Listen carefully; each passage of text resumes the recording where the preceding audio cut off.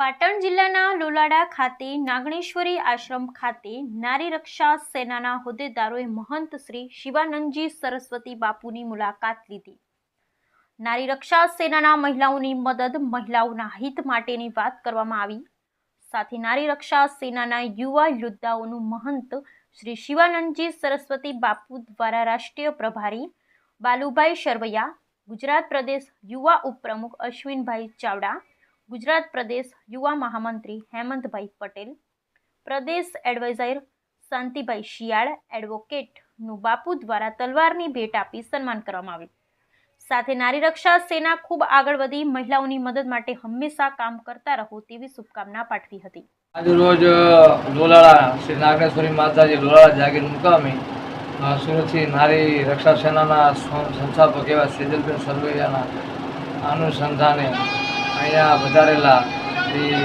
भाऊभाई सुरतથી सरवैया, अमारे शांतिभाई અને અશ્વિનભાઈ તેમજ હેમંતભાઈ પટેલ સાહેબ શ્રી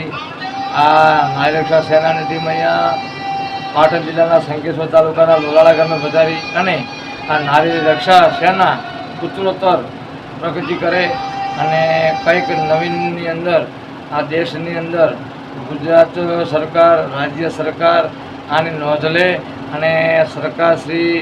સમાજ અને દરેક લોકો આમાં ઇન્વોલ્વ થઈ અને સાથ સહકાર આપે અને નારી રક્ષા જે સેના છે એ કાયમના માટે પ્રગતિ કરી અને એક એનું નામ થાય અને આપણે ક્યાંક ને ક્યાંક આપણે ઉપયોગી થઈએ એવા વિચારો સાથે અહીં એક મિટિંગ મળેલી અને એના અનુસંધાને આજે નાગેશ્વરી માતાજીને આપણે પ્રાર્થના કરીએ કે અમારી જે નારી રક્ષા સેના છે